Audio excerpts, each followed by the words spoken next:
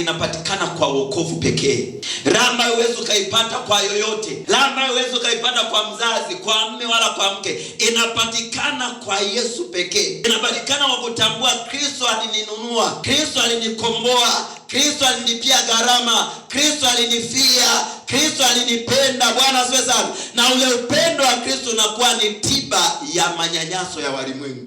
Dunia imejaa dhiki nyingi, dunia imejaa maumivu mengi, lakini Kristo alikuja ayatwae masikitiko. Bwana asifiwe sana.